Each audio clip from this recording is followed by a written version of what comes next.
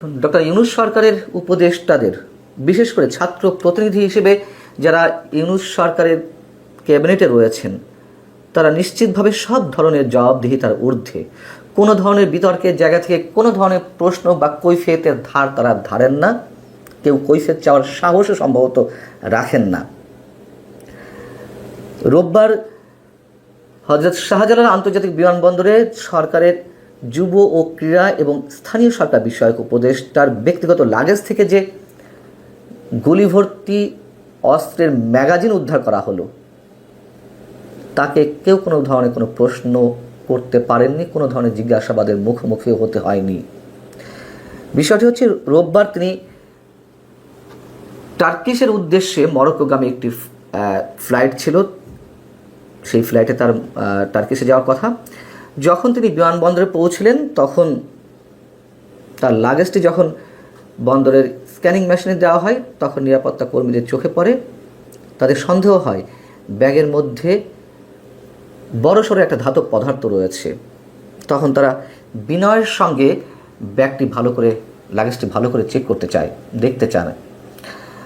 তো আসিফ মাহমুদ সজীব ভুঁইয়া নীরব ভূমিকা পালন করেন, অথবা তাদেরকে অনুমতি দেন না দিয়ে তো উপায় নেই। তখন লাগেজটি খুব ভালো করে চেকিংয়ের পর ম্যানুয়ালি তারা সেখান থেকে গুলিভর্তি অস্ত্রের একটি ম্যাগাজিন উদ্ধার করেন। তারা তো কিংকর্তব্য বিমূঢ় হয়ে পড়লেন। ডাকা হলো ঊর্ধ্বতন কর্মকর্তাদের, তারা ছুটে এলে কি হবে? কিছুই না।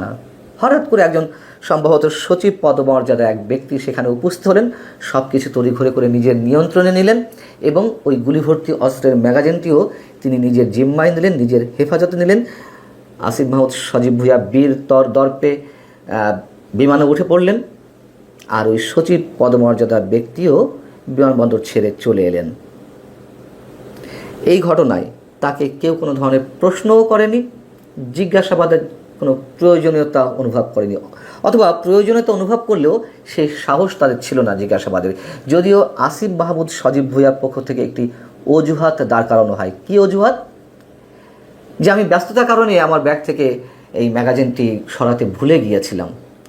বিমানবন্দর এলাকায় একজন মন্ত্রী পদমর্যাদার ব্যক্তির লাগেজে এই ধরনের গুলিভর্তি ম্যাগাজিন পাওয়া যাবে, সেটা আমরা খুব স্বাভাবিকভাবে নিয়ে নেব। আর সরাতে মনে ছিল না, আচ্ছা ধরে নিলাম সরাতে মনে ছিল না, ঠিক আছে, ভুল হতেই পারে। আমরা ধরে নিলাম যে এটি বৈধ অস্ত্র, ধরে নিলাম, কিন্তু তার তো একাধিক নিরাপত্তা কর্মী রয়েছে, অস্ত্রধারী নিরাপত্তা কর্মী রয়েছে, নিয়োগ দেওয়া থাকে মন্ত্রীদের জন্য, তাদের নিরাপত্তার জন্য। তাকে কেন ব্যক্তিগত অস্ত্র নিজের রাখতে হবে? কি কারণে?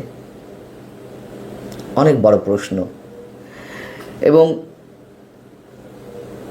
এ বিষয়ে সিভিল অ্যাভিয়েশন কর্তৃপক্ষ বা বিমানবন্দরের নিরাপত্তা বিভাগ কোনো ধরনের আনুষ্ঠানিক কোনো মন্তব্য করেনি, এমনকি স্বরাষ্ট্র মন্ত্রণালয়ের পক্ষ থেকেও কোনো বিবৃতি দেওয়া হয়নি। কি বিবৃতি দিবে? এর আগে যত সরকারের মন্ত্রীরা ছিল বা আমরা দেখেছি, তারা কি কখন নিজের পকেটে অস্ত্র রাখতেন, নিজের লাগেজে অস্ত্র রাখতেন? নিরাপত্তা কর্মীরাই তো নিয়োজিত থাকেন তাদেরকে যে কোনো দুর্ঘটনা থেকে রক্ষা করার জন্য। আমাদের মনে রাখা দরকার, আসিফ মাহমুদ সজীব ভুঁইয়া এর আগে কিন্তু নিজের মুখে একটি টেলিভিশন চ্যানেলকে বলেছিলেন সাক্ষাৎকারে, 5 আগস্ট শেখ হাসিনা সরকার যদি পতন না ঘটতো, শেখ হাসিনা যদি দেশ ছেড়ে চলে না যেতেন, তাহলে তাদের প্রস্তুতি ছিল সশস্ত্র বিপ্লবের। অস্ত্রের মজুদ ছাড়া তো সশস্ত্র বিপ্লবের বিষয়টি মাথাতেই আনা যায় না। সেই অস্ত্রগুলো কোথায়? যদি আমি আসিফ মাহমুদ সজীব ভুঁইয়ার নিজের বক্তব্যের কথা বলছি, তাহলে তারা প্রস্তুতি ছিল তো তাদের, তাহলে সেই অস্ত্রগুলো কোথায়? এবং পুলিশের যে অস্ত্রগুলো লুট হলো, আইন শৃঙ্খলা রক্ষাকারী বাহিনী কি একটা অস্ত্র উদ্ধার করতে পেরেছে? সব বাদ দিলাম। এই আসিফ মাহমুদ সজীব ভুঁইয়া তিনি তো কম বিতর্কে জন্ম দেননি এই 10 মাসে। এর আগে তিনি হেলিকপ্টার ছাড়া চলতেই পারেন না, তার নাম তো হয়ে গেল হেলিকপ্টার উপদেষ্টা।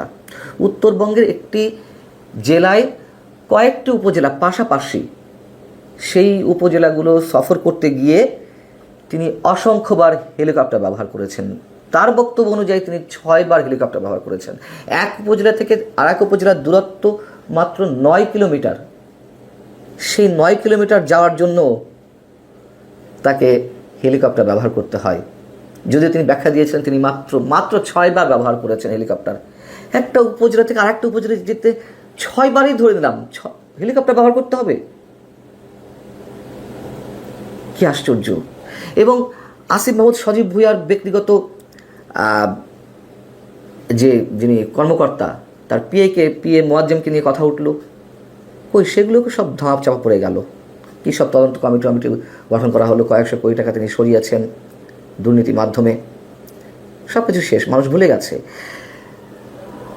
মজার বিষয় হচ্ছে কি, আসিফ মাহমুদ সজীব ভুঁইয়ার ব্যাগ থেকে যে গুলিভর্তি ম্যাগাজিন উদ্ধার করা হয়েছে, সেই তথ্যটি, সেই সংবাদটি দেশের বিভিন্ন গণমাধ্যমে অনলাইন ভার্সনে আপলোড করা হয়েছিল, নিউজ এসেছিল।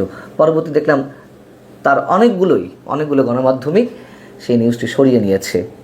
কেন? কিসের ভয়ে? কার চাপে? জানি না আমরা। আসিফ মাহমুদ সজীব ভুঁইয়ার বাবা ঠিকাদারি লাইসেন্স করেছে স্থানীয় সরকার মন্ত্রণালয়ের, সেটি নিয়েও নানান ধরনের কথা হলো এবং পরবর্তী তিনি দুঃখ প্রকাশ করেছেন। একের পর এক অসংখ্য এই ধরনের ঘটনা ঘটে যাচ্ছে, কোনো ধরনের জবাবদিহিতা নেই। সাংবাদিকরা যখন সাহস করে 2-1 প্রশ্ন করেন, হয়তো কিছু একটা বলার চেষ্টা করেন, আবার অনেক সাংবাদিকের তো প্রশ্ন করতে গেলে চাকরিও থাকে না। এদিকে আমাদের নতুন বাংলাদেশ দিবস বাতিল করা হয়েছে। প্রধান উপদেষ্টা ডক্টর মোহাম্মদ ইউনূসের অনেক স্বপ্ন ছিল যে এরকম একটি দিবস ঘোষণা করা হবে, যে নতুন বাংলাদেশের জনক সম্ভবত তিনি হবেন, তাকে ঘোষণা করা হবে। কিন্তু তার নিয়োগকৃত ছাত্ররা তার বক্তব্য অনুযায়ী যখন প্রচণ্ড প্রতিবাদ করলো, তখন বাধ্য হয়ে সরকারকে সেখান থেকে পিছু হটতে হলো। কি একটা অসাধারণ বিষয়! প্রজ্ঞাপন জারি করা হলো 8 আগস্ট নতুন বাংলাদেশ দিবস। এমন এক বাংলাদেশ আমরা নতুন পেয়েছি যেখানে মকতন্ত্র ছাড়া আর কিছুই নতুন কিছু আসেনি, এটি মানুষের অভিযোগ।